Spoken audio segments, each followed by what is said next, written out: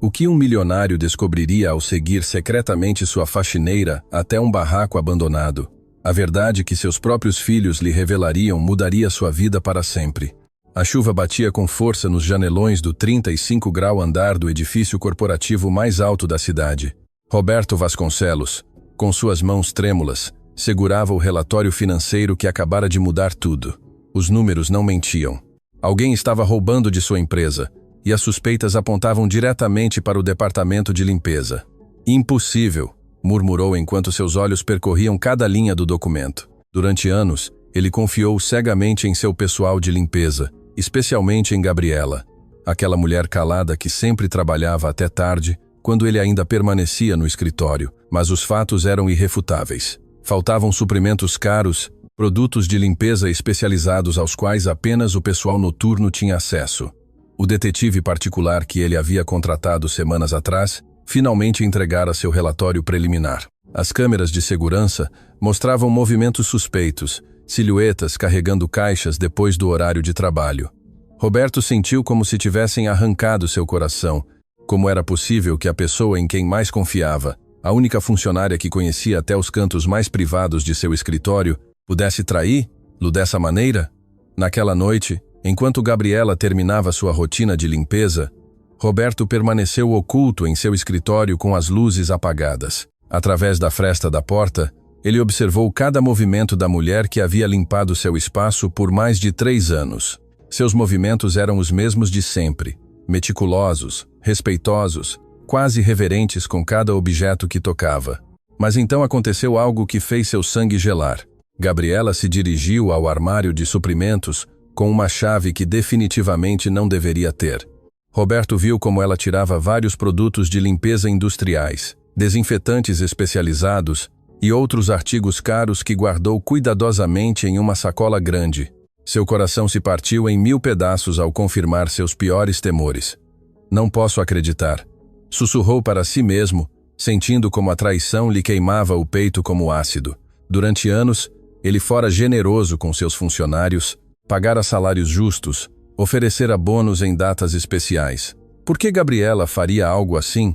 Por que arriscaria tudo por alguns produtos de limpeza? Quando Gabriela terminou e se dirigiu ao elevador, Roberto tomou uma decisão que mudaria tudo. Ele não chamaria a polícia. Não confrontaria a mulher imediatamente. Precisava entender por quê. Precisava saber o que a levara a se tornar uma ladra. Silenciosamente, Roberto seguiu Gabriela até o estacionamento. De seu SUV blindado, ele manteve uma distância prudente enquanto o velho ônibus coletivo se afastava pelas ruas molhadas da cidade. Seu coração batia com uma mistura de raiva e decepção que jamais havia experimentado. Esta mulher havia violado sua confiança da maneira mais vil possível. O ônibus fez várias paradas antes que Gabriela descesse em um bairro que Roberto jamais havia visitado. Era uma favela onde as ruas não tinham asfalto, onde os barracos pareciam construídos com retalhos de diferentes materiais, onde a pobreza se respirava em cada esquina. Roberto continuou mantendo sua distância, seu carro de luxo destoando completamente do ambiente. Gabriela caminhou por mais 20 minutos carregando aquela sacola que continha os produtos roubados. Roberto a seguiu a pé, mantendo-se nas sombras, sentindo como sua raiva crescia a cada passo. Para que precisava de tanto desinfetante? Acaso tinha um negócio paralelo vendendo produtos de limpeza? A ideia de que ele estivesse financiando inadvertidamente uma operação criminosa lhe revirava o estômago. Finalmente, Gabriela parou em frente a uma construção que deixou Roberto sem palavras.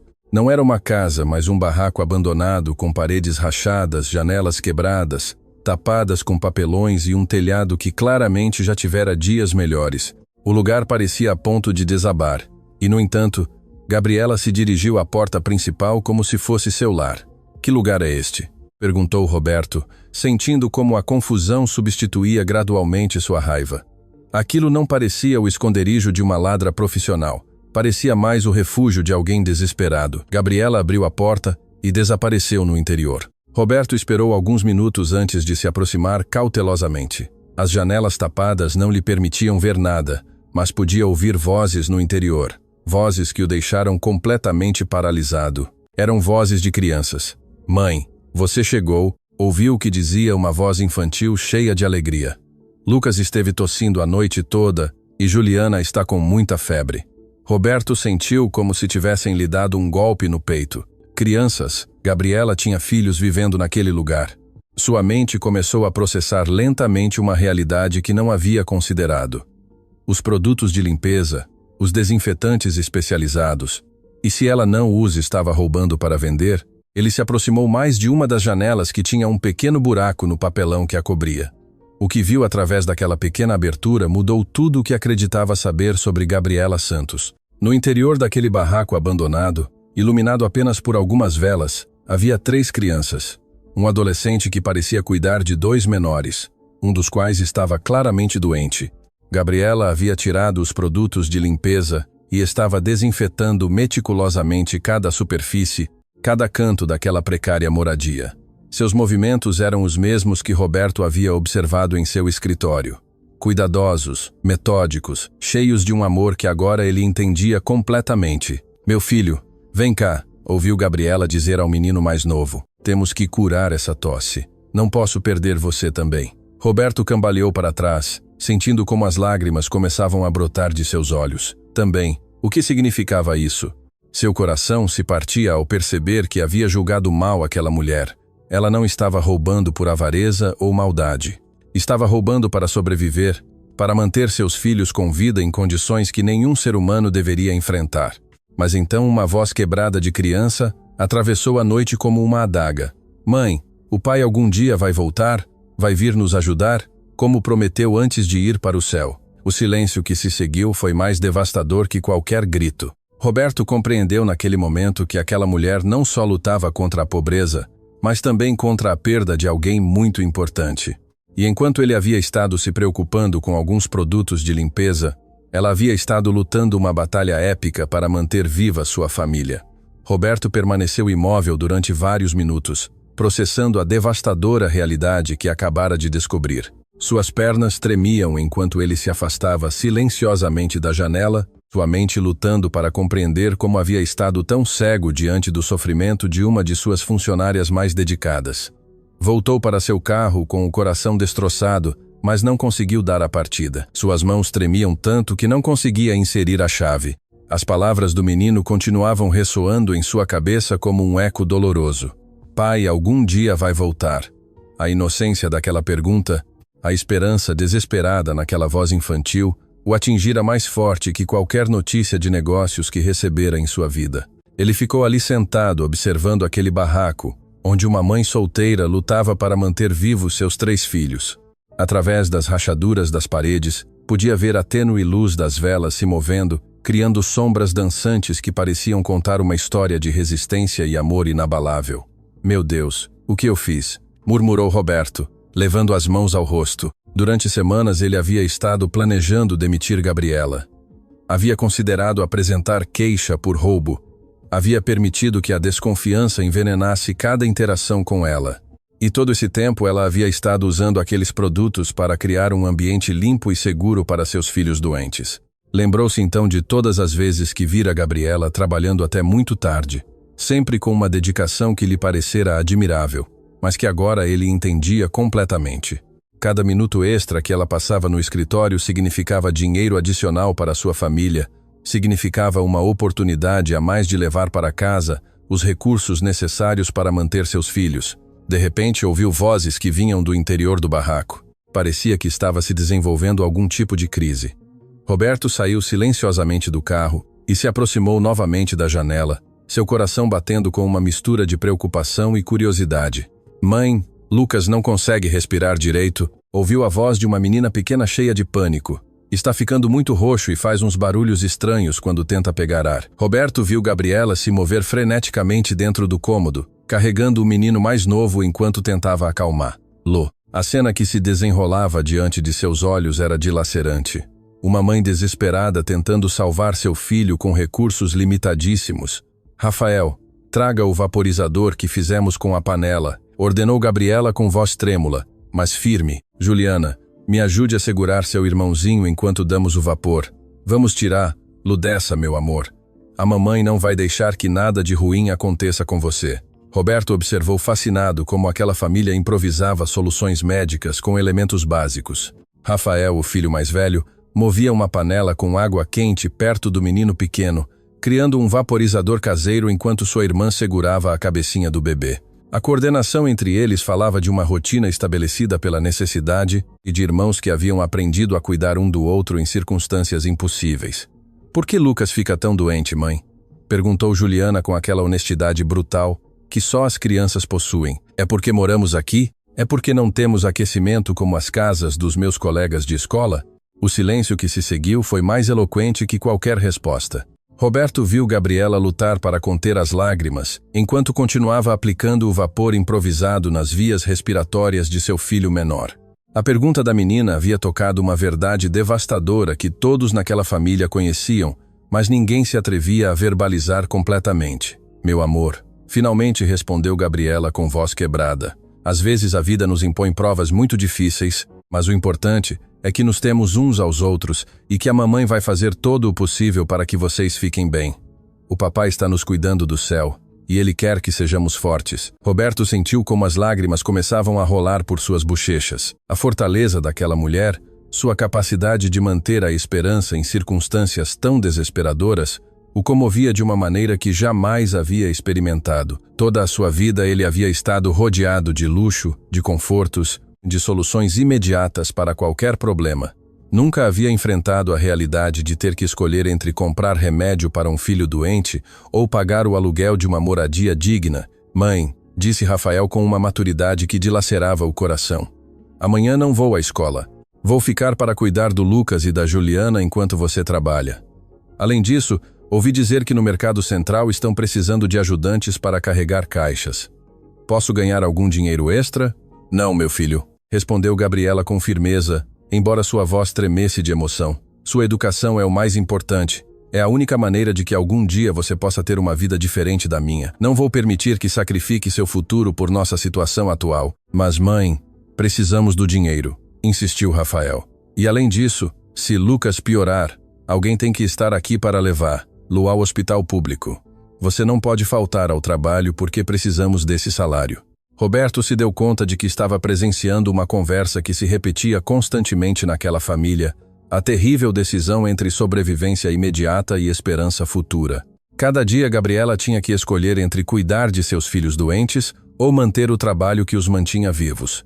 E seus filhos, apenas crianças, já estavam assumindo responsabilidades que corresponderiam a adultos. "Escutem bem", disse Gabriela, atraindo seus 3 filhos para um abraço coletivo que Roberto pôde ver claramente através da janela. "Sei que a situação é muito difícil agora. Sei que vocês têm frio, que Lucas está doente, que às vezes não há comida suficiente, mas lhes prometo que isso vai mudar. A mamãe está trabalhando muito duro para conseguir um lugar melhor para morar." "É sério, mãe?", perguntou Juliana com aqueles olhos brilhantes cheios de esperança infantil. "Vamos ter uma casa com aquecimento? E Lucas vai poder respirar melhor?" "Sim, meu amor", respondeu Gabriela. Embora Roberto pudesse detectar a incerteza por trás daquela promessa, "vamos ter um lar de verdade, com quartos para cada um, com água quente, com tudo o que vocês merecem."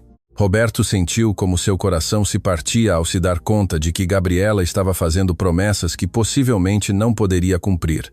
Com seu salário de faxineira, mesmo trabalhando horas extras, seria quase impossível que ela conseguisse tirar sua família daquela situação. E, no entanto, ela continuava alimentando a esperança de seus filhos, porque era a única coisa que os mantinha unidos e com vontade de lutar. Foi então que ele ouviu algo que mudou completamente sua perspectiva sobre toda a situação. "Rafael", disse Gabriela em voz baixa, acreditando que as crianças mais novas não podiam ouvir, "preciso que saiba algo importante. O trabalho na empresa do Sr. Vasconcelos. Ultimamente tive que pegar algumas coisas do escritório, produtos de limpeza, desinfetantes. Sei que está errado, mas com Lucas tão doente e sem dinheiro para comprar remédios." "Mãe, você não precisa me explicar nada", interrompeu Rafael com uma sabedoria que não correspondia aos seus anos. "Você sempre faz o que é certo. Se você pegou essas coisas, foi porque não tinha outra opção. O pai sempre dizia que quando se trata de proteger a família, um pai faz o que for necessário." Roberto ficou sem respiração. Gabriela estava confessando ao filho mais velho que havia estado pegando produtos do escritório. Mas a maneira como o fazia não era a de uma criminosa justificando seus atos, era a de uma mãe desesperada explicando ao filho Por que havia tido que comprometer seus próprios valores morais para mantê-los vivos? Mas meu filho, continuou Gabriela com lágrimas nos olhos, quero que entenda que isso não é o que quero lhes ensinar. Em circunstâncias normais, eu nunca pegaria algo que não me pertence. Seu pai era um homem honesto, trabalhador, e ele queria que vocês crescessem sendo pessoas íntegras. O que estou fazendo agora é só até que encontremos uma solução. Mãe, o pai também faria o mesmo se estivesse aqui, respondeu Rafael abraçando a mãe. Ele nos ensinou que o mais importante é cuidar da família, e você está fazendo exatamente isso. Roberto teve que se apoiar contra a parede para não cair. A conversa que acabara de ouvir o impactara mais profundamente que qualquer experiência prévia em sua vida.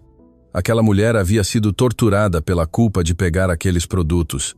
Havia estado ensinando a seus filhos que o que fazia não estava certo, mas que às vezes as circunstâncias extremas obrigavam as pessoas a tomar decisões impossíveis. De repente, Lucas começou a tossir violentamente, um som úmido e preocupante que fez toda a família se mobilizar imediatamente. Roberto viu Gabriela carregar o menino pequeno enquanto Rafael e Juliana corriam para trazer mais água quente para o vaporizador improvisado. Lucas, meu amor, tranquilo, sussurrava Gabriela enquanto balançava o menino. A mamãe está aqui, tudo vai ficar bem. Respira devagar, assim como te ensinei. Mas Roberto podia ver que a situação estava piorando. Os lábios do menino tinham uma tonalidade azulada que definitivamente não era normal, e sua respiração estava se tornando cada vez mais laboriosa. Era evidente que ele precisava de atenção médica profissional urgente. Mãe, disse Rafael com pânico crescente em sua voz. Acho que temos que levá-lo ao hospital. Ele está piorando. Meu filho, você sabe que não temos dinheiro para o hospital particular, respondeu Gabriela com desespero, e no hospital público vão demorar horas para nos atender. Além disso, vão nos fazer muitas perguntas sobre onde moramos, sobre nossa situação. Roberto se deu conta de que Gabriela tinha medo de procurar ajuda médica, não só por razões econômicas, mas também porque temia que as autoridades se dessem conta das condições em que estava criando seus filhos. O medo de que lhe tirassem os filhos por negligência ou por viver em condições inadequadas estava paralisando justamente quando mais precisava agir. Mãe, não me importo com o que digam, insistiu Rafael. Se Lucas sofrer por não o levarmos ao hospital, nunca me perdoarei e você também não. Essas palavras foram como uma punhalada para Roberto. Um menino de 12 anos estava enfrentando a possibilidade real de perder o irmão mais novo por falta de recursos médicos. Estava vendo como uma família se dilacerava entre o amor, o medo e o desespero. Gabriela finalmente tomou uma decisão que demonstrou a verdadeira magnitude de seu amor maternal. Você tem razão, meu filho, disse com determinação, envolvendo Lucas em uma manta gasta. Vamos ao hospital público. Não me importo com o que teremos que enfrentar depois. O importante agora é salvar seu irmãozinho. Roberto os viu sair do barraco abandonado na madrugada. Uma procissão silenciosa de figuras envoltas em mantas puídas, caminhando sob a chuva em direção a um ponto de ônibus distante. Gabriela carregava Lucas enquanto Rafael segurava a mão de Juliana. E todos se moviam com aquela urgência desesperada de quem sabe que cada minuto conta. Foi nesse momento que Roberto Vasconcelos tomou a decisão mais importante de sua vida. Não podia ficar ali parado, observando como um espectador passivo enquanto aquela família lutava para sobreviver. Não podia retornar à sua mansão quente e confortável, sabendo que a poucos quilômetros de distância, 3 crianças inocentes estavam pagando o preço de circunstâncias que estavam completamente fora de seu controle. Correu para seu carro e deu a partida. Tinha que fazer algo. Tinha que ajudar. Mas enquanto dirigia atrás do ônibus que levava a família de Gabriela em direção ao hospital, uma pergunta o atormentava. Como havia vivido 45 anos, sem se dar conta de que esse tipo de sofrimento existia tão perto dele? E mais importante ainda, que tipo de homem ele havia se tornado se fora capaz de julgar uma mãe desesperada sem tentar entender primeiro sua história? O Hospital Público Santa Casa parecia um labirinto de desesperança sob as luzes fluorescentes que piscavam intermitentemente. Roberto chegou apenas alguns minutos depois da família de Gabriela, estacionando seu carro em uma área onde definitivamente destoava entre os veículos deteriorados e as ambulâncias que iam e vinham constantemente. Da entrada principal, pôde ver Gabriela correndo em direção ao balcão de emergências com Lucas nos braços, enquanto Rafael e Juliana a seguiam de perto.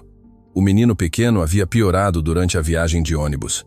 Sua respiração havia se tornado tão laboriosa que, mesmo à distância, Roberto podia ver como ele lutava por cada bocada de ar.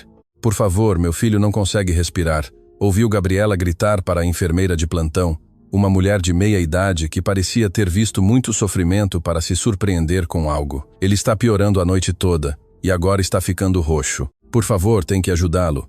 A enfermeira, cuja placa a identificava como Márcia Santos, olhou para o menino com expressão profissional, mas compreensiva.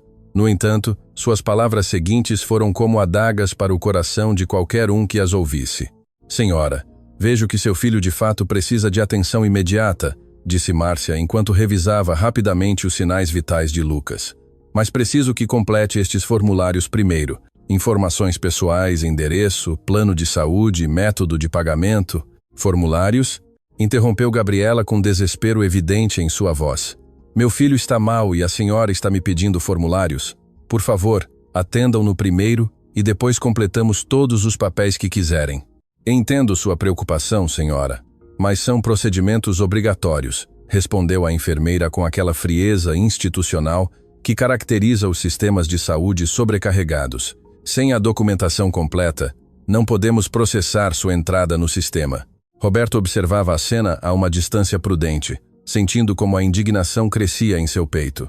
Estava presenciando como a burocracia podia se transformar em uma tragédia para quem não tinha recursos. Enquanto Lucas lutava para respirar, o sistema exigia de sua mãe que priorizasse a papelada sobre a vida de seu filho. "Mãe, dê os papéis que ela quer", sussurrou Rafael, tentando ser o irmão mais velho responsável que as circunstâncias o haviam obrigado a se tornar.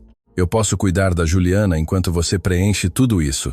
Mas quando Gabriela começou a preencher os formulários, a cruel realidade de sua situação se tornou evidente. Na casila de endereço ela ficou paralisada. O que poderia escrever? "Barraco abandonado sem número na favela"? Acaso isso não levantaria suspeitas sobre sua capacidade de cuidar dos filhos? "Senhora, preciso de um endereço válido", insistiu a enfermeira Márcia, notando a hesitação de Gabriela. "É informação requerida para o prontuário médico." "É que nós estamos em processo de mudança", mentiu Gabriela, suas mãos tremendo enquanto segurava a caneta. "Temporariamente estamos ficando na casa de uns parentes." "E o endereço dos parentes, então?" interrompeu Márcia com impaciência crescente. Havia uma fila de pessoas esperando atrás de Gabriela, e era evidente que a pressão do trabalho estava afetando sua paciência. Roberto viu Gabriela desmoronar lentamente. Era uma mulher orgulhosa que havia trabalhado toda a sua vida, que havia mantido sua dignidade mesmo nas circunstâncias mais adversas. Mas agora, com seu filho em estado crítico em seus braços, via-se forçada a mentir e humilhar-se diante de um sistema que parecia projetado para expulsar os mais vulneráveis. Foi então que Lucas começou a sofrer uma crise repentina.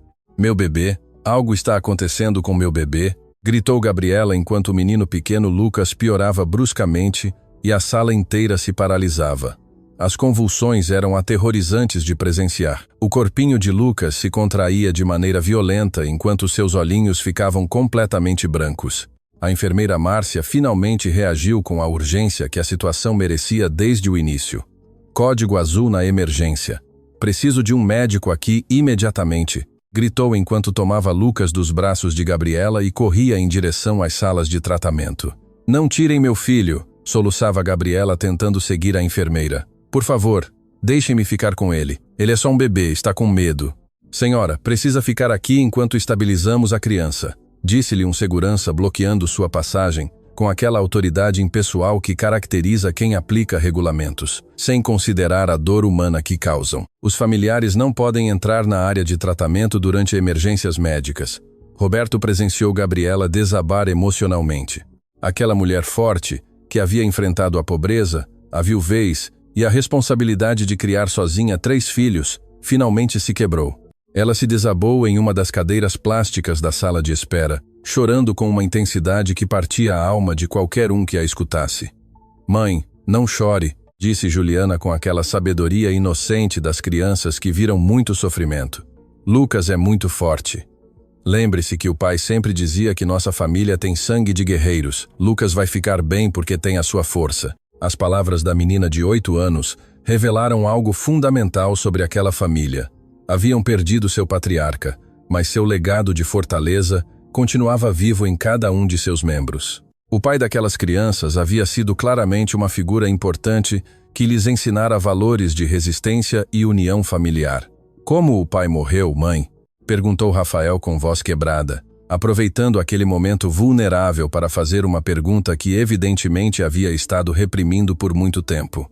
Você nunca nos contou exatamente o que aconteceu? Roberto se aproximou um pouco mais, sem ser detectado, porque intuía que estava prestes a ouvir uma verdade fundamental para entender a situação daquela família.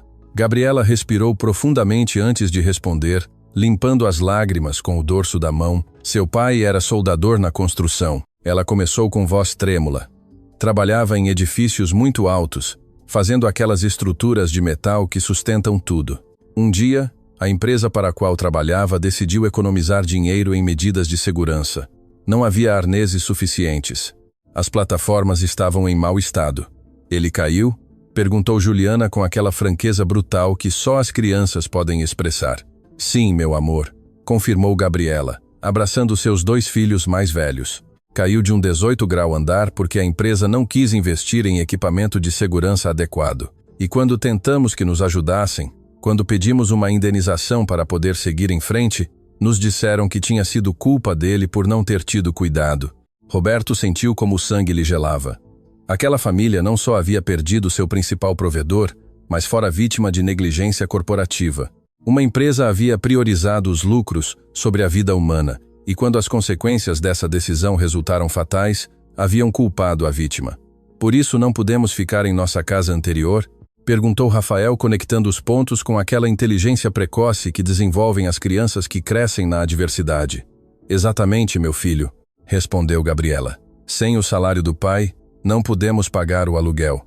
O dono nos despejou depois de 2 meses de atraso. Perdemos tudo, os móveis, as fotos da família, até os brinquedos que o pai havia comprado para o Natal. A imagem que se formava na mente de Roberto era devastadora. Aquela família havia tido uma vida normal, uma casa, estabilidade. Tudo desabara pela avareza corporativa e a falta de responsabilidade social. Gabriela havia passado de ser a esposa de um trabalhador respeitado a se converter em uma mãe solteira, lutando para manter vivos seus filhos em um barraco abandonado. Mas mãe, disse Juliana com aquela esperança inabalável da infância, você sempre diz que o papai está nos cuidando do céu. Você acha que ele está ajudando Lucas agora mesmo? Claro que sim, meu amor, respondeu Gabriela, encontrando forças na fé que havia mantido sua família unida. O papai jamais nos abandonaria. Ele está falando com os médicos agora mesmo, dizendo a eles exatamente como curar Lucas. Foi nesse momento que apareceu o médico, um homem jovem que parecia exausto, mas mantinha aquela serenidade profissional necessária para dar notícias médicas. Roberto se aproximou o suficiente para ouvir tudo o que tinha a dizer. Família Santos? Perguntou o médico consultando sua prancheta. Sim, sou a mãe, respondeu Gabriela, pondo-se de pé imediatamente. Como está meu filho? Ele vai ficar bem? Seu filho Lucas tem uma infecção respiratória severa, complicada por desnutrição e exposição prolongada a condições ambientais adversas, explicou o médico com aquela terminologia médica que soava aterrorizante para ouvidos não profissionais. As convulsões foram causadas pela falta de oxigênio devido à obstrução de suas vias respiratórias. O que isso significa em palavras simples, doutor? Perguntou Rafael, assumindo novamente aquele papel de adulto que não lhe correspondia aos seus 12 anos. Significa que seu irmãozinho está muito doente porque esteve respirando ar contaminado e não recebeu a alimentação adequada para manter forte seu sistema imunológico, explicou o médico demonstrando uma empatia que contrastava com a frieza burocrática de outros funcionários do hospital. Ele precisa de hospitalização imediata, tratamento com antibióticos intravenosos e cuidados intensivos durante pelo menos 1 semana. O silêncio que se seguiu foi mais eloquente que qualquer grito. Roberto viu Gabriela processar lentamente as implicações daquelas palavras. Hospitalização significava gastos que ela jamais poderia cobrir. Tratamento intensivo significava que teria que faltar ao trabalho, perdendo o único rendimento que mantinha viva sua família.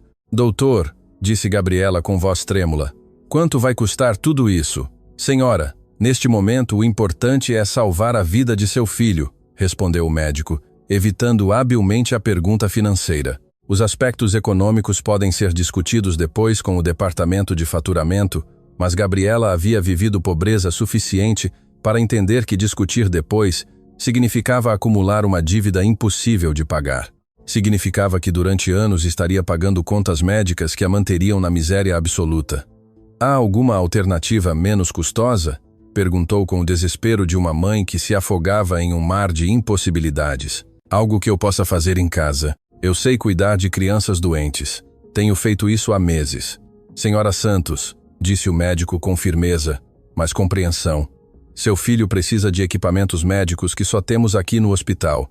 Se tentar tratá-lo em casa, existe uma probabilidade muito alta de que ele não sobreviva. A senhora está disposta a correr esse risco? A pergunta ficou suspensa no ar como uma guilhotina emocional. Roberto observou Gabriela lutar internamente entre o amor incondicional por seu filho e a realidade avassaladora de sua situação econômica. Era a decisão mais cruel que qualquer mãe poderia enfrentar.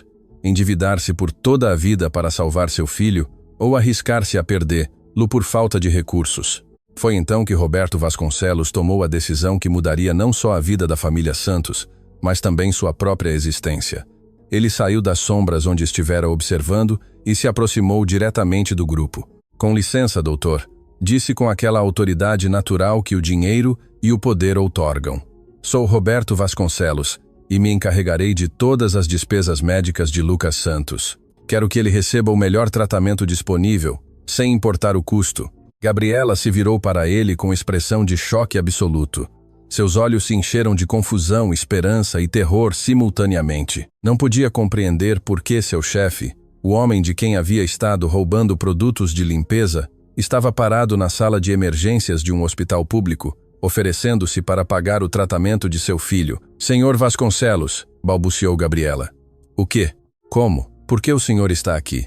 Roberto a olhou diretamente nos olhos e naquele olhar havia uma mistura de vergonha, admiração e determinação que Gabriela jamais havia visto antes.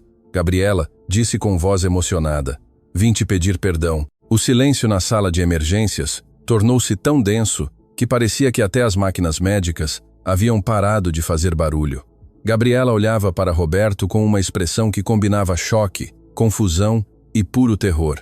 Seus filhos haviam se refugiado atrás dela instintivamente, sem compreender por que seu chefe havia aparecido do nada no momento mais vulnerável de suas vidas. Perdão, repetiu Gabriela com voz apenas audível, como se as palavras tivessem ficado presas em sua garganta. Senhor Vasconcelos, eu não entendo o que está acontecendo. Como o senhor sabia que estávamos aqui? Por que quer ajudar Lucas? Roberto respirou profundamente, sabendo que as seguintes palavras definiriam não só o futuro daquela família, mas também o tipo de homem em que ele se tornaria a partir daquele momento. Gabriela, preciso confessar algo terrível, começou, sua voz tremendo de emoção genuína.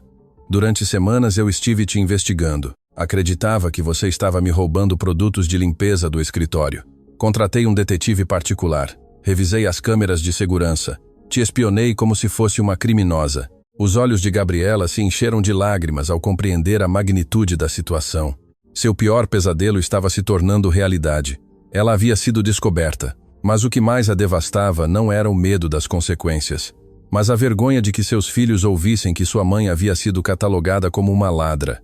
A mãe não é uma ladra, declarou Rafael com aquela ferocia protetora que os filhos desenvolvem quando veem seus pais sendo atacados. Minha mãe é a pessoa mais boa do mundo. Se ela pegou essas coisas, foi porque nós precisávamos delas para não adoecermos mais. Eu sei, meu filho, respondeu Roberto, dirigindo-se diretamente a Rafael com um respeito que surpreendeu a todos os presentes. E você tem razão, sua mãe não é uma ladra. Eu fui um idiota que não entendia nada. O senhor vai nos meter na cadeia? Perguntou Juliana com aquela inocência dilacerante das crianças que aprenderam muito cedo que o mundo pode ser cruel com os vulneráveis. Não, meu amor, respondeu Roberto, ajoelhando-se para ficar à altura da menina. Ninguém vai para a cadeia e ninguém vai machucar sua família nunca mais. O médico, que havia estado escutando toda aquela conversa, pigarreou discretamente. Desculpem, mas preciso saber se vão autorizar o tratamento imediato para Lucas. A criança precisa ser transferida para a UTI agora mesmo. Autorize tudo, ordenou Roberto sem hesitar. O melhor tratamento disponível, o melhor quarto, os melhores especialistas. O dinheiro não é problema. Senhor Vasconcelos, interrompeu Gabriela, encontrando sua voz apesar da situação avassaladora. Não posso permitir que faça isso. Eu não tenho como pagá-lo. Com meu salário de faxineira, levaria a vida toda para devolver esse dinheiro. Gabriela, disse Roberto, pondo-se de pé e olhando-a diretamente nos olhos.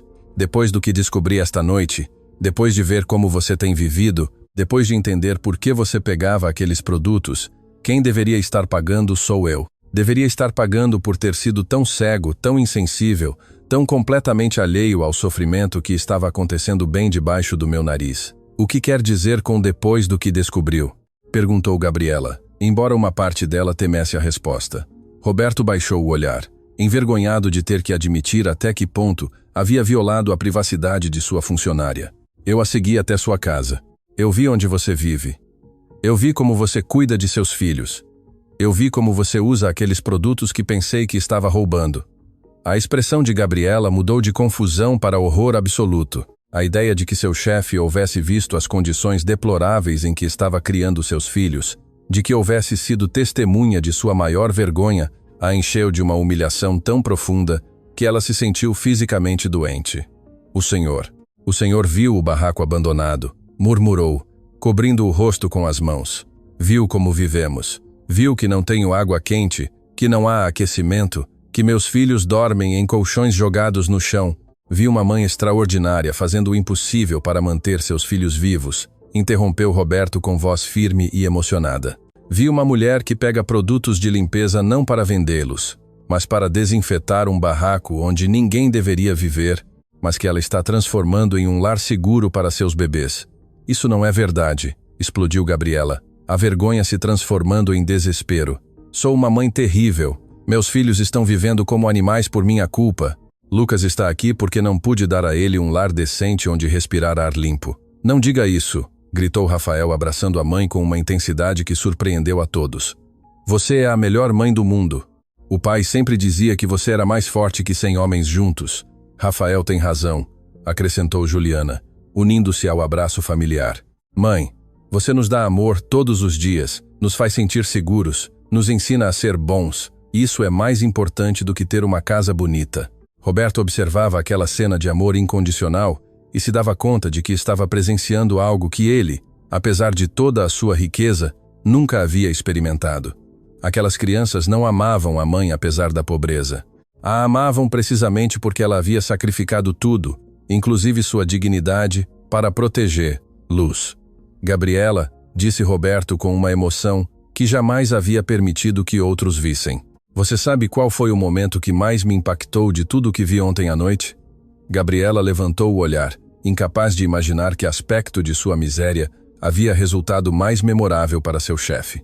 Foi quando ouvi Lucas perguntando se o pai ia voltar do céu, continuou Roberto, sua voz quebrando ligeiramente, e depois, quando te vi confessando a Rafael que havia pegado aquelas coisas do escritório, vi uma mulher torturada pela culpa, ensinando a seus filhos que o que estava fazendo estava errado, mas que às vezes as circunstâncias extremas nos obrigam a comprometer nossos valores. Porque está errado, murmurou Gabriela. Roubar está errado, não importa a razão. Você não estava roubando, exclamou Roberto com uma paixão que surpreendeu inclusive o médico, que havia estado escutando toda a conversa com fascínio crescente. Você estava pegando desinfetante para limpar o lar de seus filhos doentes. Você estava usando produtos de limpeza para criar o ambiente mais higiênico possível em condições impossíveis, mas não me pertenciam, insistiu Gabriela, ferrada àquela integridade moral que havia sido sua guia durante toda a crise. Você tem razão, admitiu Roberto. Não te pertenciam, mas sabe o quê? Me pertenciam a mim. E se eu tivesse sido um chefe melhor, um ser humano melhor, teria visto que uma de minhas funcionárias mais dedicadas estava lutando para sobreviver. Teria notado que você chegava cedo e ia embora tarde, não por ambição, mas por desespero econômico. O médico finalmente interveio com urgência renovada. Desculpem, mas realmente precisamos transferir Lucas imediatamente. Seus níveis de oxigênio estão baixando outra vez. Vá, doutor, ordenou Roberto. Faça todo o necessário. Quero relatórios médicos a cada hora. Enquanto uma maca levava Lucas para a UTI, Gabriela desabou em uma cadeira, oprimida pela intensidade emocional da situação. Seus 2 filhos mais velhos se aconchegaram ao seu lado, formando aquela unidade familiar inquebrantável que havia sido sua força durante os meses mais difíceis. Senhor Vasconcelos, disse Gabriela depois de vários minutos de silêncio. Há algo que o senhor precisa saber. Algo sobre por que terminamos vivendo naquele barraco abandonado. Roberto sentou-se à frente dela, preparando-se para ouvir mais detalhes de uma história que já o havia impactado profundamente. Meu esposo, o pai de meus filhos, chamava-se Fernando, começou Gabriela, sua voz adquirindo aquela qualidade nostálgica que as pessoas têm quando falam de entes queridos perdidos.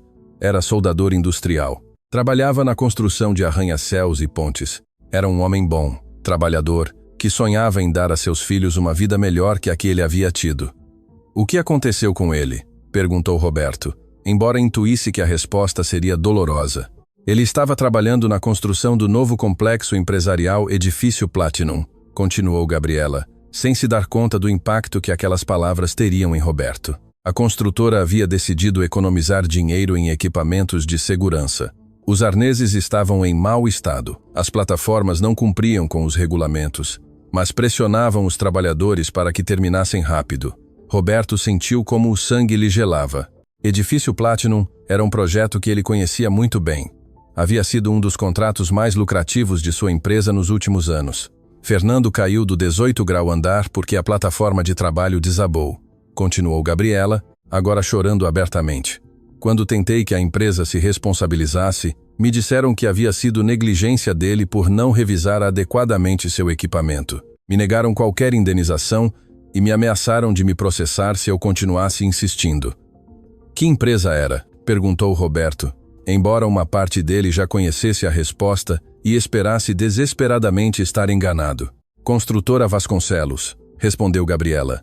Vasconcelos Empreendimentos, a mesma empresa onde trabalho agora, limpando os escritórios do homem cuja companhia matou meu esposo. O silêncio que se seguiu foi tão absoluto que se podia ouvir o zumbido das luzes fluorescentes do hospital. Roberto sentiu como se o chão tivesse se aberto sob seus pés. Durante anos, Gabriela havia estado trabalhando para ele, limpando seu escritório, conhecendo cada detalhe de sua vida profissional, enquanto guardava o segredo mais devastador possível. Você sabia quem eu era quando se candidatou ao trabalho? Perguntou Roberto com voz apenas audível. Claro que sabia, respondeu Gabriela com uma calma que contrastava dramaticamente com a tempestade emocional que havia em seus olhos. Sabia exatamente quem era o senhor, o dono da empresa que havia matado meu esposo e depois havia destruído minha vida financeiramente. Por quê? Perguntou Roberto completamente oprimido. Por que você veio trabalhar para mim? Por que não me confrontou? Por que não buscou vingança? Gabriela olhou para seus 2 filhos que haviam estado escutando aquela revelação com expressões de choque e confusão crescentes. Porque eu precisava do trabalho, respondeu simplesmente. Porque meus filhos precisavam comer. Porque a vingança não ia devolver a vida a Fernando, nem ia pagar nossas contas. E porque Fernando sempre me ensinou que o ódio só envenena quem o sente. Mas eu sou responsável pela morte de seu esposo, balbuciou Roberto, as lágrimas correndo livremente por seu rosto. Minha empresa, minhas decisões sobre custos, minha pressão para entregar projetos rapidamente. Sim, confirmou Gabriela com uma serenidade que era mais devastadora que qualquer grito de raiva. O senhor é responsável, mas odiá-lo não ia alimentar meus filhos. Trabalhar para o senhor, sim. Naquele momento, Roberto Vasconcelos compreendeu que havia estado na presença de uma grandeza humana que jamais poderia alcançar, sem importar quanto dinheiro acumulasse ou quanto poder obtivesse. Aquela mulher havia encontrado a força para trabalhar para o homem responsável por sua tragédia. Havia mantido seu profissionalismo e integridade enquanto limpava o escritório de quem havia destruído sua família. Gabriela, disse finalmente, não há palavras para expressar o quanto sinto. Não há maneira de compensar o que minha negligência causou à sua família. Mas juro pela vida de meus próprios filhos que vou dedicar o resto da minha existência a emendar este erro. O que isso significa exatamente? Perguntou Rafael com aquela desconfiança natural que desenvolvem as crianças, que viram como os adultos prometem coisas que não cumprem.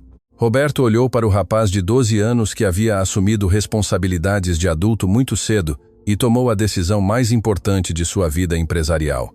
Significa que sua família nunca mais vai passar necessidades. declarou com uma determinação que surpreendeu inclusive a ele mesmo. Significa que vão ter uma casa digna, educação completa, atenção médica garantida e tudo o que seu pai queria lhes dar quando trabalhava em meus projetos. Por que deveríamos confiar no Senhor? Perguntou Juliana com aquela honestidade direta das crianças. O Senhor já nos fez mal uma vez. Roberto se ajoelhou novamente para estar à altura da menina de 8 anos, que acabara de lhe fazer a pergunta mais importante de sua vida. Por quê? Respondeu com voz emocionada. Sua família me ensinou esta noite o que realmente significa ser humano e porque nunca mais vou permitir que minha ignorância cause tanto sofrimento. As seguintes horas no hospital transcorreram como uma montanha-russa emocional que ninguém naquela sala de espera esqueceria jamais. Roberto havia permanecido ali toda a madrugada, cancelando reuniões importantes, ignorando chamadas de emergência de sua empresa, completamente absorto em uma realidade que jamais havia considerado, o sofrimento das pessoas que trabalhavam para ele. A cada 30 minutos as enfermeiras saíam com atualizações sobre Lucas. O menino pequeno havia sido conectado a múltiplas máquinas. Seu corpinho diminuto lutando contra uma infecção que havia progredido mais do que inicialmente se pensou. Os médicos haviam explicado que semanas de viver em condições insalubres haviam comprometido severamente seu sistema imunológico. Mãe, Lucas vai morrer? Perguntou Juliana com aquela crueza infantil que corta como navalha, depois de ver sair outro médico com expressão preocupada. Não, meu amor, respondeu Gabriela, embora Roberto pudesse detectar a incerteza por trás daquelas palavras. Lucas é forte como o pai. Vai sair dessa. Roberto observava como aquela família enfrentava a possibilidade de outra perda devastadora. Já haviam perdido Fernando, haviam perdido seu lar, sua estabilidade econômica, sua dignidade social. A ideia de que também pudessem perder Lucas era simplesmente insuportável de contemplar. Senhor Vasconcelos, disse Rafael de repente, quebrando o silêncio tenso que havia se instalado na sala de espera. Posso lhe fazer uma pergunta? Claro, respondeu Roberto, surpreso pela seriedade na voz do rapaz. O senhor tem filhos? A pergunta atingiu Roberto como um soco no estômago. Sim, tinha filhos. 2 adolescentes que viviam em uma mansão, que frequentavam colégios particulares caros, que nunca haviam enfrentado uma única dificuldade real em suas vidas privilegiadas, filhos que o conheciam mais como um provedor de dinheiro do que como um pai presente. Sim, admitiu com voz baixa. Tenho 2 filhos. Pedro tem 16 anos e Beatriz tem 14. Eles sabem onde o senhor está agora? Continuou Rafael com aquela inteligência emocional que desenvolvem as crianças que viram muito. Não, confessou Roberto, dando-se conta de que nem sequer havia pensado em contatar sua própria família para explicar sua ausência. Provavelmente acreditam que estou em uma reunião de negócios ou viajando a trabalho. Como sempre, repetiu Juliana com curiosidade genuína. Roberto se deu conta de que aquelas crianças, que haviam perdido o pai tragicamente, não podiam compreender como alguém podia ter filhos vivos e saudáveis, mas escolher estar ausente de suas vidas. Para eles, que valorizavam cada momento familiar como um tesouro, a ideia de um pai que priorizava o trabalho sobre a família era completamente incompreensível. Meus filhos estão acostumados a que o pai não esteja em casa, explicou Roberto, sentindo uma vergonha crescente ao verbalizar aquela realidade.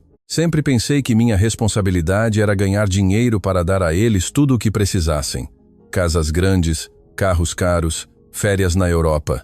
Mas o senhor os abraça? Perguntou Juliana com aquela simplicidade que vai direto ao coração das coisas importantes. Os abraço? Repetiu Roberto como se a pergunta fosse em um idioma estrangeiro. Sim, insistiu a menina.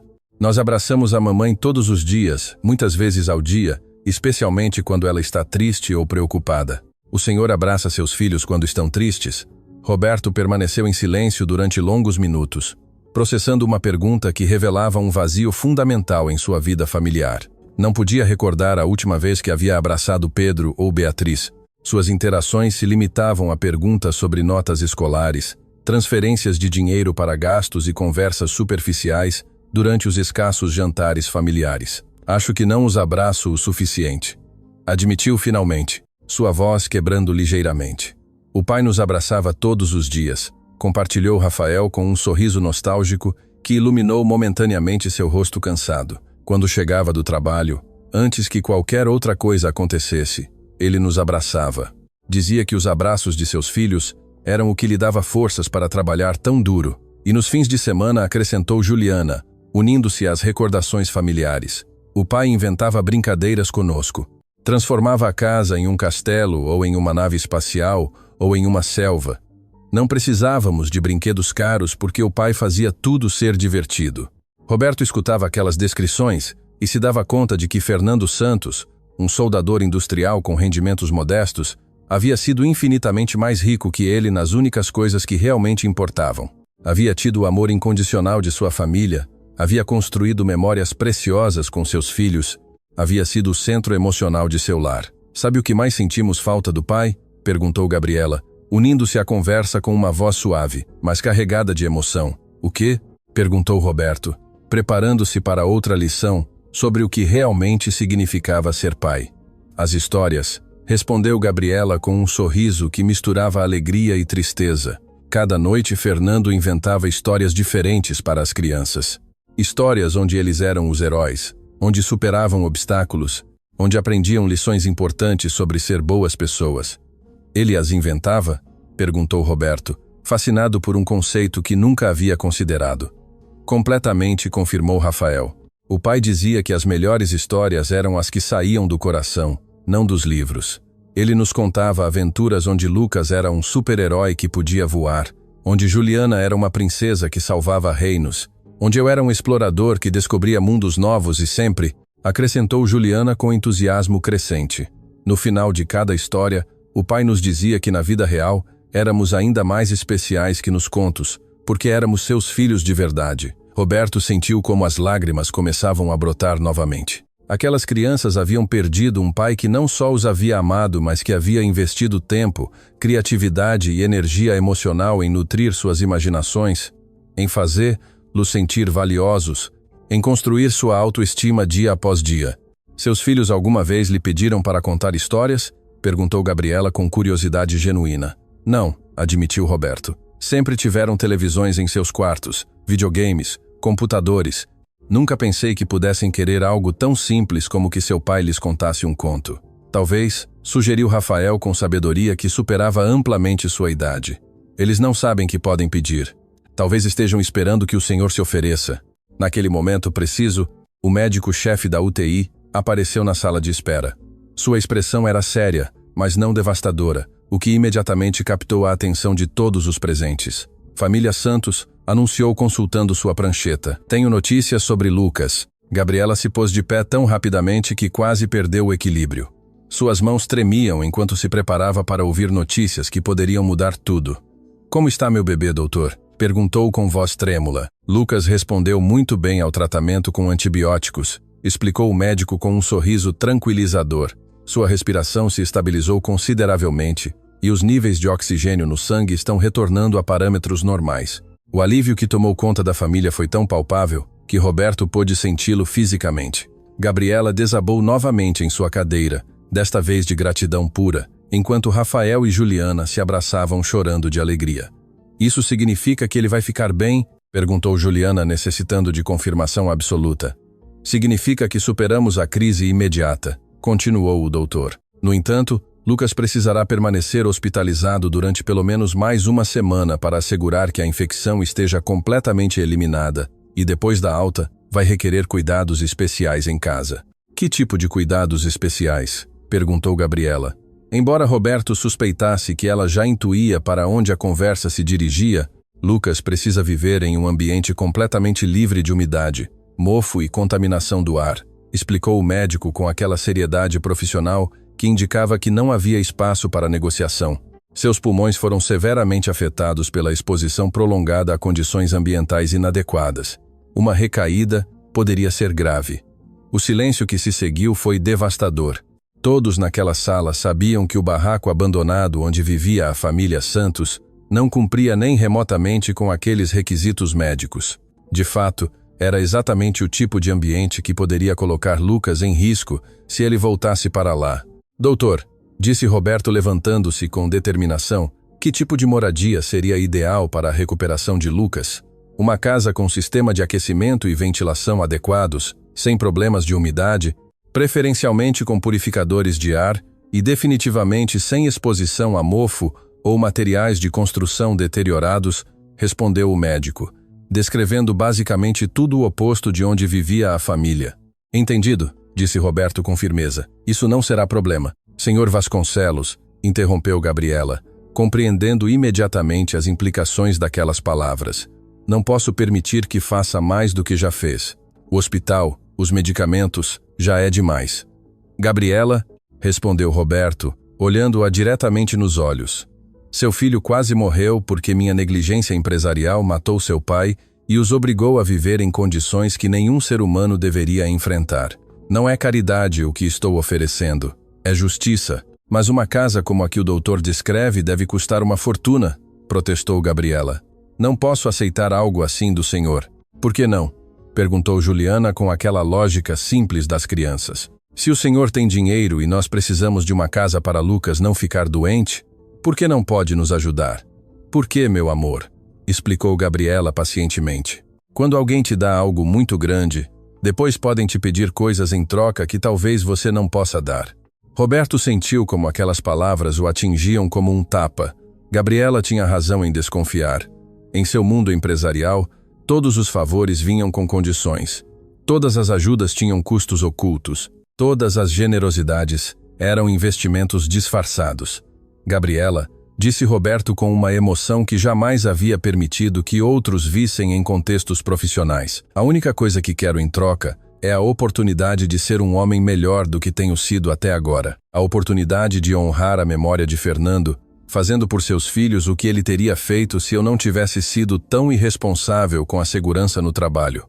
É sério? Perguntou Rafael, escrutinando o rosto de Roberto com aquela capacidade das crianças para detectar sinceridade ou falsidade nos adultos. É sério, confirmou Roberto. E além disso, quero lhes pedir um favor. Que favor? Perguntou Juliana com curiosidade. Quero que me ensinem como ser o tipo de pai que Fernando era, disse Roberto, sua voz quebrando pela emoção.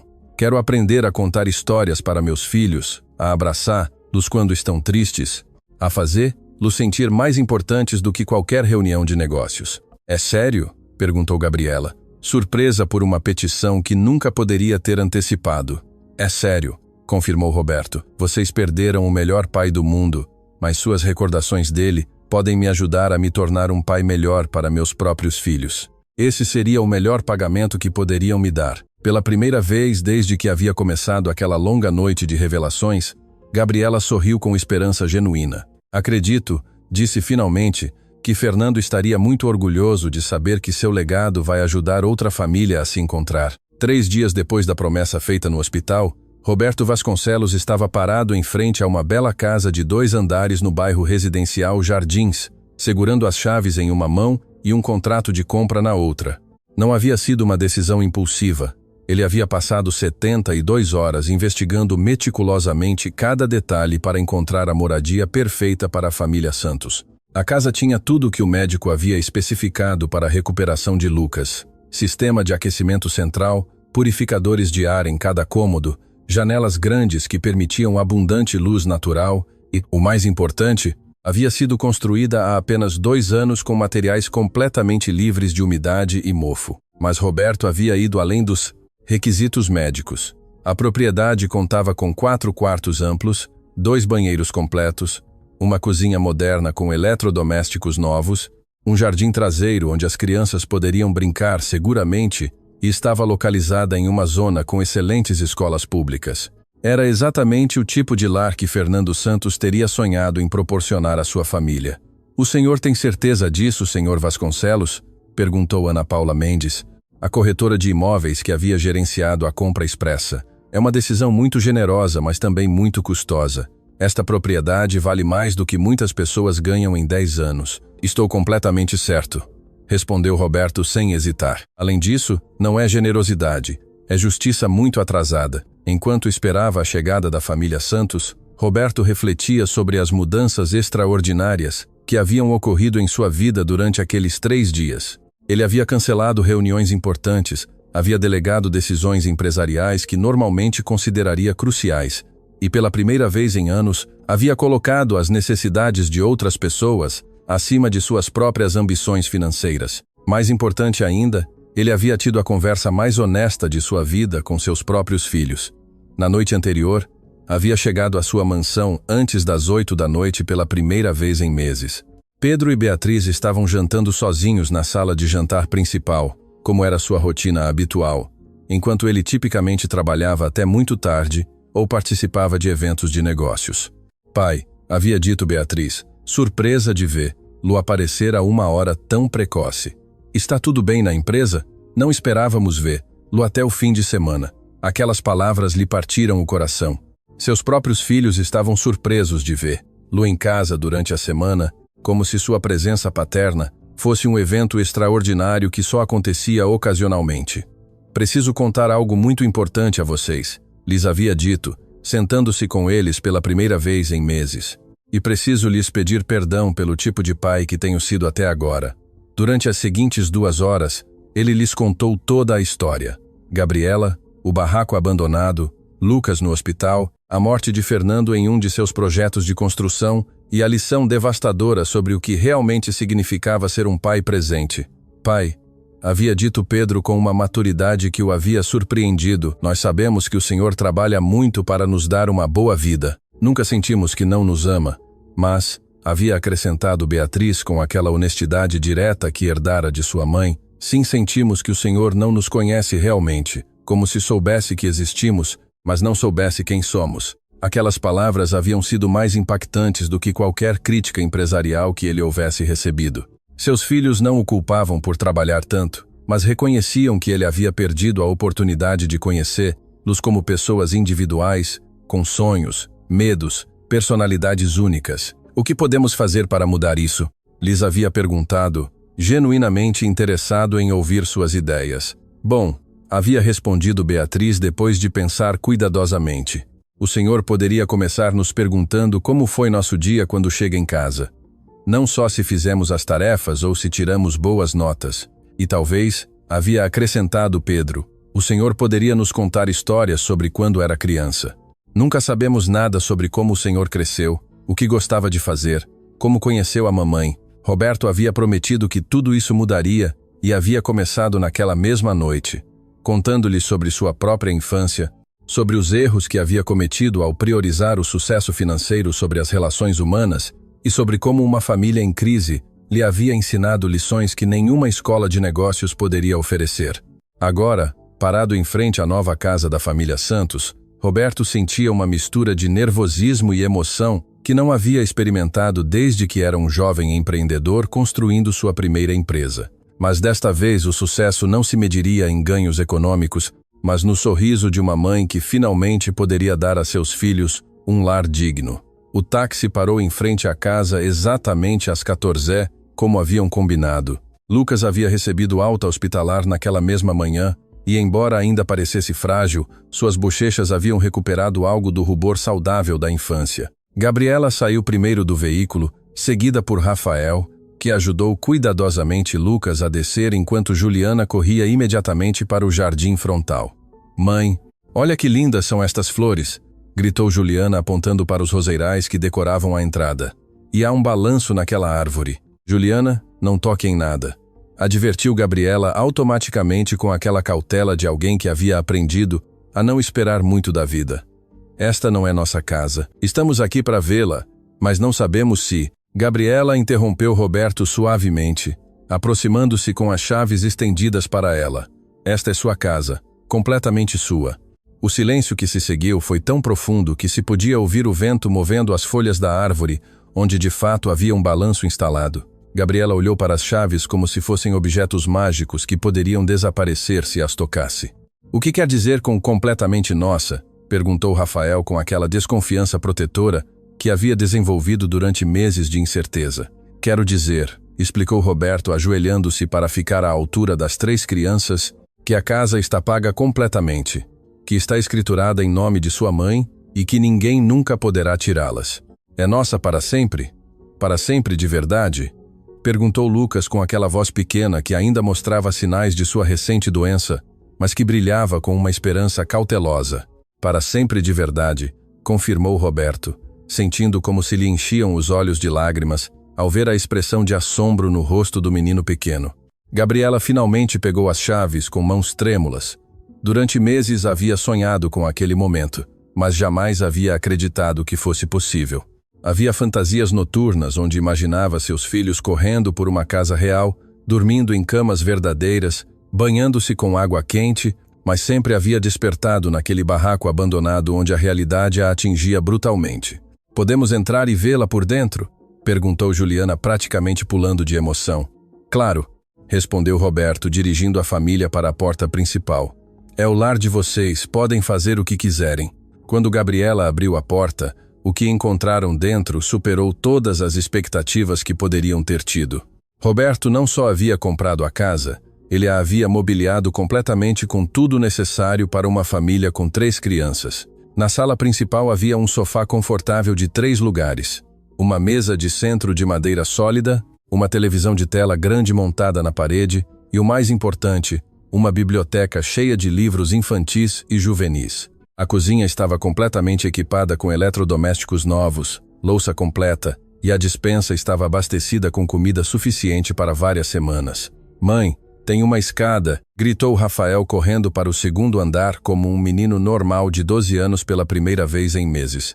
"E cada quarto tem sua própria cama", acrescentou Juliana, que havia seguido seu irmão mais velho escada acima.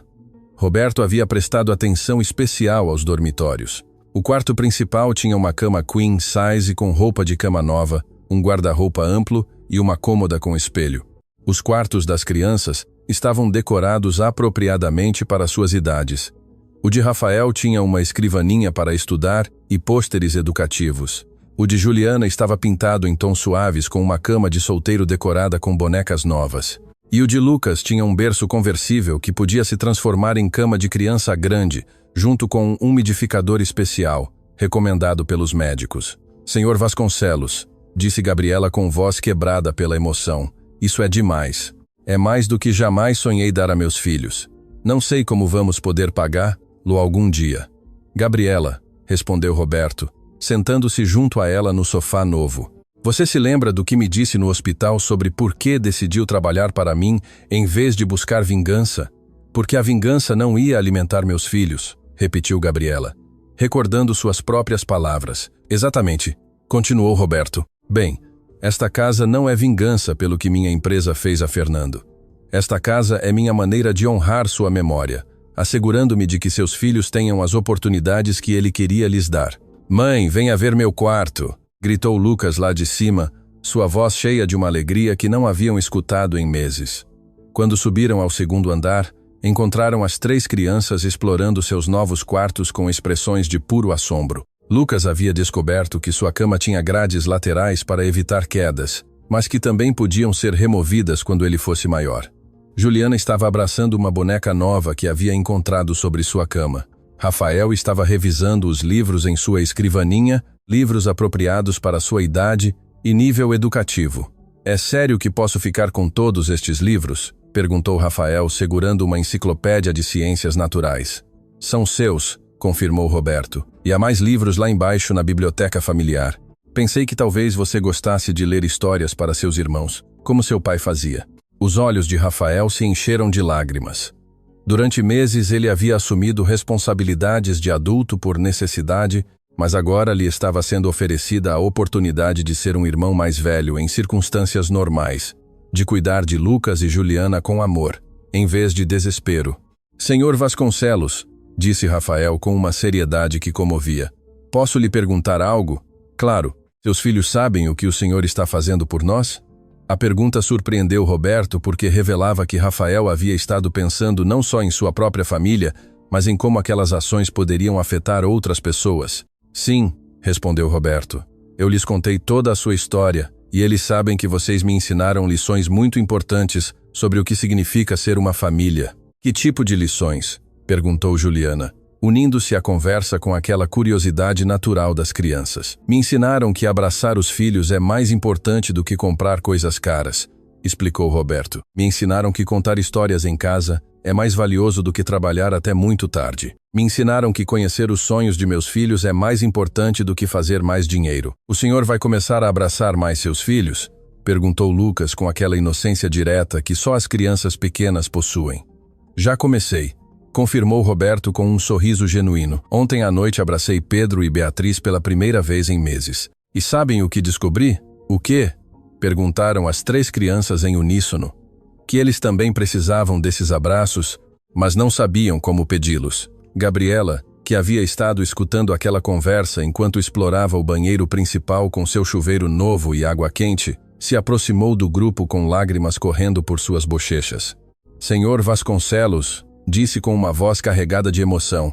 Fernando estaria muito orgulhoso de saber que sua história está ajudando outra família a se encontrar. É sério que acredita? Perguntou Roberto, genuinamente necessitado daquela confirmação. Completamente, respondeu Gabriela sem hesitar. Fernando sempre dizia que as tragédias só tinham sentido se as convertíamos em oportunidades para que o mundo fosse um pouquinho melhor. Mãe, disse Juliana de repente, podemos convidar o senhor Vasconcelos e seus filhos para jantar aqui algum dia para que possamos conhecê-los e talvez lhes ensinar alguns dos jogos que o pai nos ensinou? A sugestão pegou Roberto completamente de surpresa. Aquelas crianças, que haviam perdido tanto, que haviam sofrido tanto por negligência de sua empresa, agora estavam oferecendo compartilhar sua nova felicidade com sua família. Era um nível de generosidade e perdão que o emocionava profundamente. Adoraria, respondeu Roberto. E tenho certeza de que Pedro e Beatriz também adorariam conhecer. Luz, podemos mostrar a eles como o pai nos ensinou a fazer teatrinhos, exclamou Juliana com entusiasmo crescente. E Rafael pode lhes contar algumas das histórias que o pai nos inventava. E Lucas pode lhe ensinar suas canções favoritas, acrescentou Rafael carregando seu irmão menor com aquela ternura protetora que havia desenvolvido durante os meses difíceis. Roberto observava aquela planificação espontânea de uma reunião familiar e se dava conta de que estava presenciando algo extraordinário. Aquelas crianças não estavam pensando em termos de nós contra eles ou pobres contra ricos. Estavam pensando simplesmente em termos de famílias que podem se ajudar mutuamente a serem mais felizes. Há mais uma coisa que quero lhes mostrar, disse Roberto dirigindo a família para a janela do quarto principal que dava para o jardim traseiro. No pátio havia algo que havia custado dias de planificação especial. Uma pequena horta elevada com terra fértil, ferramentas de jardinagem apropriadas para crianças e sementes de vegetais e ervas que a família poderia cultivar juntos. Fernando sempre quis ensinar a seus filhos a cultivar seus próprios alimentos, explicou Roberto. Gabriela me contou no hospital que ele falava de ter um jardim onde pudessem aprender de onde vem a comida verdadeira. O pai disse isso? Perguntou Rafael, surpreso de que Roberto conhecesse detalhes tão íntimos sobre os sonhos de seu pai. Sua mãe me contou, esclareceu Roberto. E pensei que talvez vocês pudessem me ensinar também. Nunca plantei nada em minha vida. Sim, gritou Lucas, aplaudindo com aquelas mãozinhas pequenas que já se viam mais fortes depois do tratamento médico. Podemos plantar tomates e alfaces e cenouras e flores bonitas para a mamãe, acrescentou Juliana, sempre pensando em fazer sua mãe feliz. Gabriela se aproximou da janela e observou o jardim com uma expressão que misturava gratidão, assombro e uma profunda melancolia. Era exatamente o que Fernando havia sonhado para sua família, e embora ele não estivesse fisicamente presente para vê-lo, seu espírito e seus valores estavam completamente vivos naquele momento. Fernando murmurou suavemente, falando com seu esposo falecido, como se pudesse ouvi-la. Nossos bebês finalmente têm o lar que você queria lhes dar. Roberto se deu conta de que estava presenciando um momento sagrado, um instante onde o amor transcende a morte e onde os sonhos postergados finalmente encontram realização. Não era só uma casa o que estava entregando. Era a materialização das esperanças de um pai que havia morrido muito cedo, mas cujo legado continuaria vivo em seus filhos. Gabriela, disse Roberto, finalmente há uma condição para esta casa. O pânico instantâneo que apareceu nos olhos da mulher lhe partiu o coração, mas era necessário estabelecer aquela condição específica. Que condição? Perguntou com voz trêmula. Que me permita mudar todas as políticas de segurança no trabalho na Vasconcelos Empreendimentos, respondeu Roberto com seriedade absoluta. Que me ajude a implementar protocolos que garantam que nenhum outro trabalhador sofra o que Fernando sofreu, que transforme a tragédia de seu esposo na salvação de outros trabalhadores. Gabriela o olhou durante longos segundos, processando a magnitude do que ele estava propondo. O senhor está falando sério? Perguntou finalmente. Completamente sério, confirmou Roberto. Quero que Fernando Santos se torne o nome do programa de segurança no trabalho mais estrito de toda a indústria da construção. Pela primeira vez desde a perda de seu esposo, Gabriela sentiu que a tragédia que havia destruído sua vida finalmente teria um propósito que honraria a memória de Fernando da maneira mais significativa possível. Aceito, disse com voz firme. Aceito com todo o meu coração. A primeira ceia familiar entre as famílias Vasconcelos e Santos foi realizada uma semana depois da entrega da casa. Roberto chegou às 18 com Pedro e Beatriz, levando flores para Gabriela e brinquedos educativos para as 3 crianças. Seus filhos haviam estado nervosos durante todo o dia, sem saber o que esperar daquela família que havia transformado tão profundamente seu pai. A casa que uma vez fora um sonho impossível, agora transbordava de vida e calor humano. O aroma da comida caseira se misturava com o som de risos infantis, criando aquela atmosfera de lar verdadeiro que nenhuma mansão poderia replicar. Lucas havia melhorado notavelmente. Suas bochechas tinham cor saudável e sua respiração era clara e forte. Pai, sussurrou Beatriz enquanto caminhavam para a porta principal. O senhor está nervoso? Um pouco, admitiu Roberto com honestidade. Mas é um nervosismo bom, como quando estamos prestes a viver algo especial. Gabriela abriu a porta com um sorriso radiante, que contrastava dramaticamente com a mulher desesperada que Roberto havia visto no hospital semanas atrás. Ela usava um vestido simples, mas limpo, e havia algo em sua postura que falava de dignidade recuperada. Bem-vindos ao nosso lar, disse com uma calidez genuína que imediatamente deixou Pedro e Beatriz à vontade. Os primeiros minutos foram inevitavelmente incômodos. Pedro e Beatriz, acostumados a jantares formais servidos por empregados domésticos, encontraram-se em uma cozinha, onde a própria família preparava os alimentos e onde se esperava que todos participassem em servir a mesa. Precisam de ajuda com algo? Perguntou Pedro sem saber exatamente como oferecer assistência em um ambiente tão diferente de sua experiência habitual. Claro, respondeu Rafael com entusiasmo. Pode me ajudar a levar os pratos para a mesa? Em nossa família, todos ajudamos com tudo. Beatriz observava fascinada como Juliana ajudava Lucas a lavar as mãos antes de comer, como Rafael verificava que tudo estivesse pronto, como Gabriela coordenava as atividades com uma eficiência nascida do amor em vez da rigidez. Era um tipo de dinâmica familiar completamente nova para ela. A ceia consistia em pratos simples, mas preparados com cuidado. Frango ensopado, arroz, feijão, salada fresca da horta que haviam começado a cultivar e pão de queijo caseiro. Não havia nada luxuoso, mas cada mordida tinha um sabor que falava de tempo investido, de atenção dedicada, de comida preparada como ato de amor. Em nossa família, explicou Gabriela enquanto servia os pratos, temos uma tradição para as refeições. Cada pessoa compartilha algo bom que lhe aconteceu durante o dia e algo pelo qual se sente grata. Algo bom e algo pelo qual se sente grata? Repetiu Beatriz como se fosse um conceito completamente estrangeiro. Sim, confirmou Lucas com aquela alegria contagiosa das crianças pequenas. Eu começo sempre porque sou o mais novo. Algo bom que me aconteceu hoje foi que pude correr no jardim sem me cansar e me sinto grato, porque já não me dói o peito quando respiro. A simplicidade e profundidade daquelas palavras impactaram Pedro e Beatriz. Aquele menino de 5 anos, que estivera à beira da morte semanas atrás, encontrava alegria em poder respirar normalmente e correr sem dor. Suas próprias preocupações diárias sobre notas, videogames e planos sociais pareciam triviais em comparação. Eu sigo, anunciou Juliana. Algo bom que me aconteceu foi que encontrei uma borboleta em nossa horta e ela ficou no meu dedo por muito tempo. E me sinto grata porque tenho meu próprio quarto onde posso guardar todos os meus tesouros. Que tipo de tesouros? Perguntou Beatriz com curiosidade genuína. Pedras bonitas que encontro no jardim, folhas com formas interessantes, desenhos que faço para a mamãe, explicou Juliana com seriedade. O pai sempre dizia que os tesouros mais valiosos não custam dinheiro. Rafael continuou.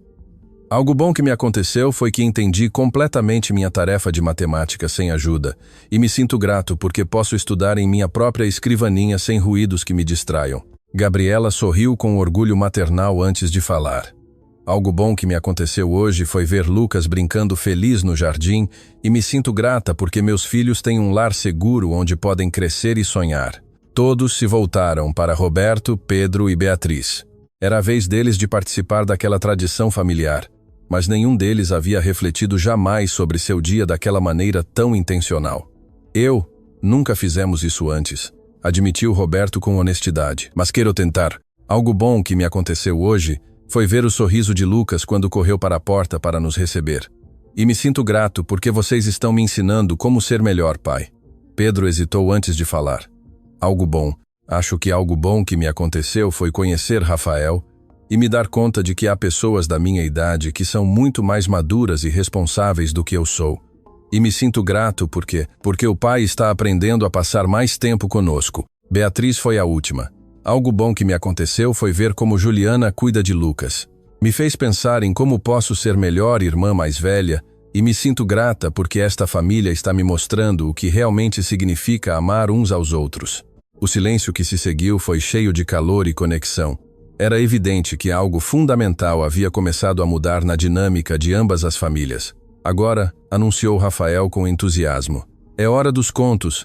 Durante a seguinte hora, as crianças Santos compartilharam as histórias que Fernando costumava lhes contar, mas com um toque especial. Convidaram Pedro e Beatriz a serem personagens nas aventuras. Juliana inventou uma história onde Beatriz era uma princesa cientista que salvava reinos com seus experimentos.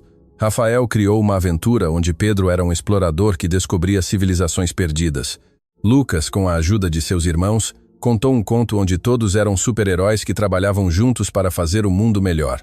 Roberto observava aquela interação e se dava conta de que seus filhos estavam experimentando algo que nunca haviam tido, a alegria pura da imaginação compartilhada, de criar mundos fantásticos com outras crianças, de ser valorizados não pelo que possuíam, mas por quem eram como pessoas.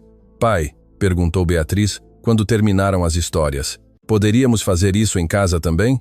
As ceias com gratidão e os contos. Adoraria, respondeu Roberto, sentindo-se mais conectado com seus filhos do que havia estado em anos. Conforme a noite avançava, a conversa se tornou mais profunda. Gabriela contou a Pedro e Beatriz sobre Fernando, não como uma figura trágica, mas como um pai amoroso que havia enchido suas vidas de alegria e ensinamentos valiosos. O que vocês mais sentem falta dele? Perguntou Pedro com genuína curiosidade. Sua risada, respondeu Lucas imediatamente. O pai ria muito alto quando brincávamos e toda a casa se enchia de felicidade. Seus abraços de urso, acrescentou Juliana. Ele nos abraçava tão forte que sentíamos que nada de ruim podia nos acontecer enquanto estivéssemos em seus braços. Seus conselhos, disse Rafael com a seriedade de alguém que havia tido que crescer muito rápido. Sempre sabia exatamente o que nos dizer quando tínhamos problemas ou quando estávamos confusos. Mas sabem o que é o mais incrível? Acrescentou Gabriela com um sorriso cheio de amor. Todas essas coisas que sentimos falta do pai continuam vivas em vocês. Lucas tem sua risada alegre. Juliana dá abraços que curam o coração. E Rafael tem essa sabedoria especial para ajudar a outros. É sério? Perguntou Lucas com olhos brilhantes. Completamente sério, confirmou sua mãe. O pai vive através de vocês a cada dia. Aquela conversa teve um impacto profundo em Pedro e Beatriz. Eles se deram conta de que haviam estado dando como certa a presença de seu pai, sem apreciar as oportunidades de criar memórias e conexões significativas, enquanto ainda era possível. Pai, disse Pedro mais tarde naquela noite durante o caminho para casa, poderíamos começar a fazer coisas juntos nos fins de semana. Não coisas caras, mas coisas como as que o pai de Rafael fazia com eles. Que tipo de coisas o senhor tem em mente? Perguntou Roberto emocionado por aquela iniciativa de seu filho. Talvez poderíamos aprender a cozinhar juntos, sugeriu Beatriz, ou fazer projetos no jardim, ou simplesmente sentar para conversar sem televisão nem telefones. Me parece perfeito, respondeu Roberto, sentindo como seu coração se enchia de uma felicidade que nenhum sucesso empresarial havia podido proporcionar-lhe. 3 semanas depois, Roberto estava em seu escritório, mas desta vez não trabalhando até altas horas. Era sexta-feira à tarde e ele havia estabelecido uma nova política pessoal. Não mais trabalho depois das 17 às sextas-feiras e os fins de semana eram sagrados para a família. Gabriela havia começado a trabalhar como consultora de segurança no trabalho para a Vasconcelos Empreendimentos, ajudando a projetar protocolos que protegeriam outros trabalhadores de tragédias como a que Fernando havia sofrido. Seu conhecimento íntimo das consequências humanas da negligência empresarial a havia convertido em uma voz poderosa para a mudança. Senhor Vasconcelos, disse Gabriela entrando em seu escritório com uma pasta cheia de documentos. Tenho o relatório final sobre as novas medidas de segurança do programa Fernando Santos. Durante as últimas semanas, haviam trabalhado juntos para implementar os padrões de segurança no trabalho mais estritos da indústria, equipamentos de proteção da mais alta qualidade, inspeções diárias obrigatórias, capacitação exaustiva para todos os trabalhadores e um fundo de emergência para as famílias de qualquer funcionário que resultasse lesionado no trabalho. Quais são os resultados? Perguntou Roberto. Embora já conhecesse a resposta pelos relatórios semanais. 0 acidentes de trabalho em todas as nossas construções durante as últimas 3 semanas, reportou Gabriela com orgulho evidente. Os trabalhadores dizem que se sentem mais seguros e mais valorizados do que nunca antes. E o impacto financeiro? Os custos iniciais foram significativos, admitiu Gabriela. Mas as economias em seguros, processos legais e tempo perdido por acidentes já estão compensando o investimento. Além disso, nossa reputação como empresa responsável está atraindo melhores trabalhadores e contratos mais prestigiosos. Roberto sorriu, lembrando como costumava pensar que a segurança no trabalho era um gasto desnecessário que reduzia os lucros. Agora entendia que era um investimento em vidas humanas que também resultava ser uma excelente decisão empresarial. Gabriela, disse fechando a pasta. Posso te perguntar algo, pessoal? Claro, você alguma vez sente que Fernando estaria orgulhoso do que conquistamos? Gabriela sorriu com aquela serenidade que havia desenvolvido durante os meses de cura. A cada dia, especialmente quando vejo outros trabalhadores retornarem sãos e salvos para suas famílias, sabendo que seus filhos não vão passar pelo que os meus passaram. E seus filhos? Como estão se adaptando a todas as mudanças? Lucas está completamente saudável. Os médicos dizem que não há rastros da infecção respiratória, reportou Gabriela com alegria maternal. Juliana está florescendo em sua nova escola. Suas professoras dizem que é uma menina brilhante e compassiva. E Rafael? O que acontece com Rafael? Rafael me surpreende a cada dia, continuou Gabriela com orgulho. Ele começou a falar sobre estudar engenharia civil quando crescer. Quer projetar edifícios que sejam completamente seguros para todos os trabalhadores. É sério.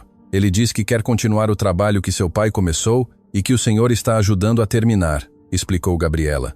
Quer que o nome Santos seja sinônimo de construção segura. Roberto sentiu como se lhe enchiam os olhos de lágrimas. O filho de Fernando não só havia superado a tragédia, mas a estava transformando em inspiração para dedicar sua vida a proteger a outros. Gabriela, disse finalmente, quero te fazer uma proposta. Que tipo de proposta? Quero estabelecer um fundo de bolsas universitárias em nome de Fernando Santos, explicou Roberto com entusiasmo crescente.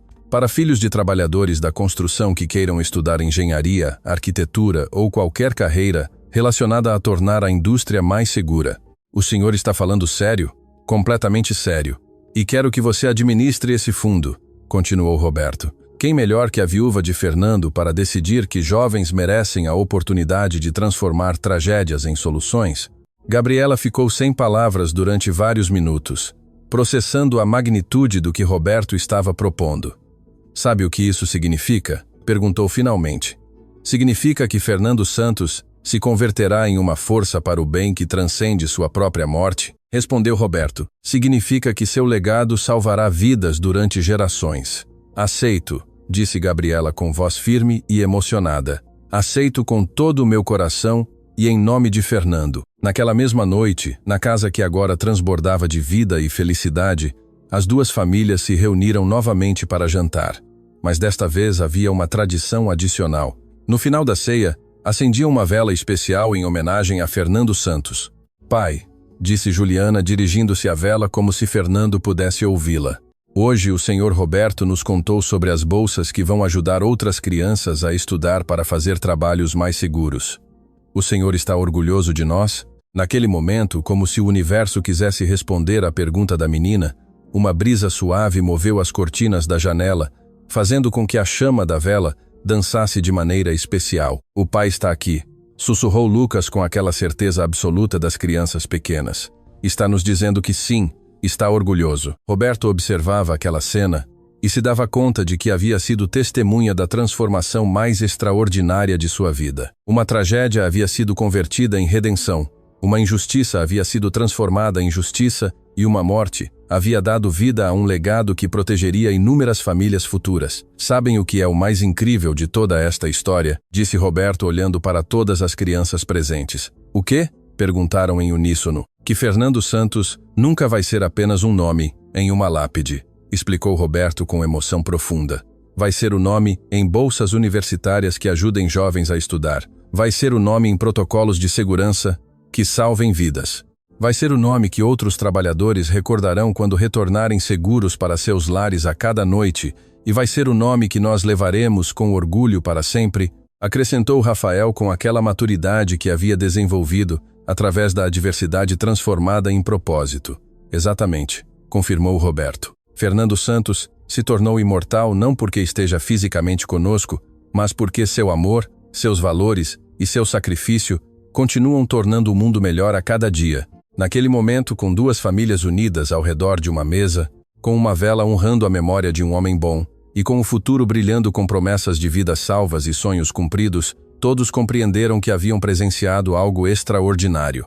A morte de Fernando Santos havia sido uma tragédia, mas seu legado havia se tornado a história mais bonita de redenção, amor e esperança que qualquer um deles poderia ter imaginado. E cada vez que um trabalhador retornasse são e salvo para seu lar, cada vez que um jovem recebesse uma bolsa para estudar, cada vez que uma família não tivesse que sofrer o que sofreu a família Santos, Fernando Santos seguiria vivendo, porque o amor verdadeiro nunca morre, apenas se transforma em formas cada vez mais belas de tornar o mundo melhor.